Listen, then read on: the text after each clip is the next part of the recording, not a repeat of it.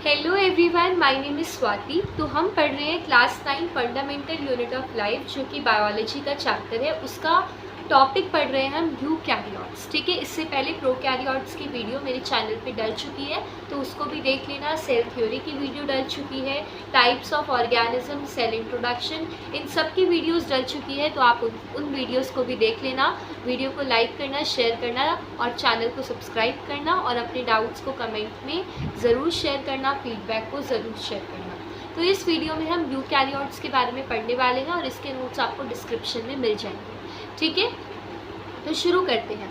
पहला पॉइंट है cells of organism have nuclear membrane. देखो, रॉबर्ट ब्राउन ने न्यूक्लियस की डिस्कवरी करी थी, ये मैंने आपको सबसे पहली वीडियो में बताया था। देखो, न्यूक्लियस सेल के अंदर ही एक स्ट्रक्चर होता है और न्यूक्लियस के आसपास एक कवरिंग होती है जिसको बोलते हैं न्यूक्लियर मेम्ब्रेन।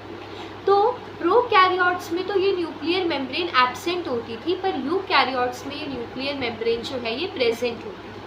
फिर उसके बाद पॉइंट आता है न्यूक्लियोलस इज प्रेजेंट। देखो, न्यूक्लियोलस जो है वो न्यूक्लियस के अंदर का ही स्ट्रक्चर है, और ये न्यूक्लियोलस प्रोकैरियोट्स में मैंने आपको बताया था एब्सेंट होती है, पर यूकैरियोट्स में प्रेजेंट होती है। मैं रिलेट करके इसलिए पढ़ा रही हूँ क्योंकि जब हम दो चीज़ का कंपैरिजन करते हैं तो हमें चीज़ें बहुत अच्छे से समझ में आती हैं। फिर उसके बाद बात करते हैं यूकैरियोट्स के अंदर हमारे पास सिंगल क्रोमोसोम्स भी होते हैं और मल्टी क्रोमोसोम होते हैं, यानी कि मैनी क्रोमोसोम्स होते हैं। वहीं अगर आप प्रोकैरियोट्स में देखेंगे तो केवल आपको सिंगल क्रोमोसोम्स देखने को मिलेंगे। फिर उसके बाद बात करते हैं यूकैरियोट्स में रिप्रोडक्शन सेक्सुअली भी हो सकता है और एसेक्सुअली भी हो सकता है। एसेक्सुअल रिप्रोडक्शन में केवल एक पेरेंट इन्वॉल्व होता है रिप्रोडक्शन में, और सेक्सुअल रिप्रोडक्शन में दो पेरेंट्स इन्वॉल्व होते हैं रिप्रोडक्शन में। फिर उसके बाद बात करते हैं यूकैरियोट्स मोस्टली मल्टी सेल्यूलर होते हैं। मैं ऐसा नहीं कह रही कि यूनिसेल्यूलर नहीं होते, यूनिसेल्यूलर भी होते हैं, पर ज़्यादातर मल्टी सेल्यूलर होते हैं। फिर उसके बाद बात करते हैं यूकैरियोट्स में आपके membrane bound cell organelle present होंगे।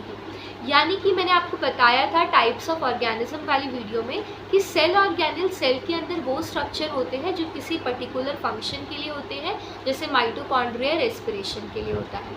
तो कुछ सेल ऑर्गेनेल के आसपास मेम्ब्रेन होती है तो उनको मेम्ब्रेन बाउंड सेल ऑर्गेनेल बोलते हैं, और कुछ सेल ऑर्गेनेल्स ऐसी होती है जिनके पास मेम्ब्रेन नहीं होती तो उनको non membrane bound cell organelle बोलते हैं। तो यूकैरियोट्स के अंदर आपको मेम्ब्रेन बाउंड सेल ऑर्गेनेल देखने को मिलेगी और प्रोकैरियोट्स में आपको non membrane bound cell organelle देखने को मिलेगी। नेक्स्ट पॉइंट है इसका, सेंट्रियोल एक सेल ऑर्गेनेल है जो कि आपके प्रोकैरियोट्स में नहीं होती बट यूकैरियोट्स में होती है, वो भी एनिमल सेल्स में होती है, प्लांट सेल्स में सेंट्रियोल नहीं होती। फिर उसके बाद सेल डिवीजन यूकैरियोट्स में माइटोसिस और मियोसिस के थ्रू होता है। माइटोसिस का मतलब होता है इक्वेशनल डिवीजन। आपको पता होगा डिप्लॉइड सेल और हैप्लॉइड सेल के बारे में, अगर नहीं पता है तो मैं बता देती हूँ। डिप्लॉइड सेल एक ऐसी सेल होती है जिसके अंदर 46 क्रोमोसोम होते हैं, और हैप्लॉइड सेल एक ऐसी सेल होती है जिसके अंदर 23 क्रोमोसोम होता है।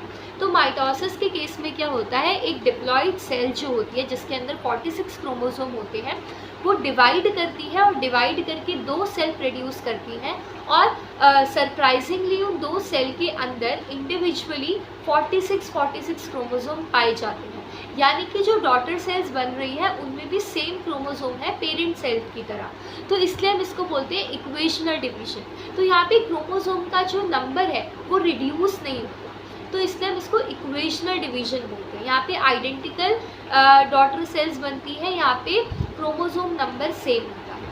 मियोसिस क्या होता है, मियोसिस हमारा रिडक्शनल डिवीजन होता है, यानी कि एक सेल है, एक डिप्लॉइड सेल है जिसमें 46 क्रोमोसोम है, वो डिवाइड करती है, पर डॉटर सेल्स जो उनकी दो बनती है उनमें जो क्रोमोसोम का नंबर होता है वो 46 नहीं होता, वो 23 होता है, तो क्रोमोसोम नंबर स्प्लिट होता है। तो यहाँ पे क्रोमोसोम का नंबर रिड्यूस होता है, इसलिए हम इसको रिडक्शनल डिवीजन बोलते हैं, क्योंकि डॉटर सेल्स जो है वो कैसी हो रही है, हैप्लॉइड हो रही है, बल्कि पेरेंट सेल्स कैसी थी, डिप्लॉइड थी।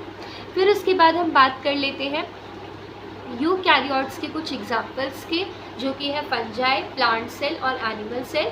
तो ये था हमारी आज की वीडियो में यूकैरियोट्स में। बस इतना ही मेरे को आपको पढ़ाना था। अगर आपको कोई भी डाउट हो इस वीडियो में तो मेरे को कमेंट सेक्शन में ज़रूर पूछना, मैं आपको ज़रूर रिप्लाई करूँगी। और वीडियो को लाइक करना, शेयर करना और चैनल को सब्सक्राइब करना। मिलते हैं मेरी नेक्स्ट वीडियो में। मेरी नेक्स्ट वीडियो जो होगी अब आगे की 3, 4 या 5 वीडियो जो भी होगी वो क्लास 10th को लेके होगी और वो वीडियो मेरी कल आ जाएगी। ठीक है, तब तक के लिए बाय, टेक केयर।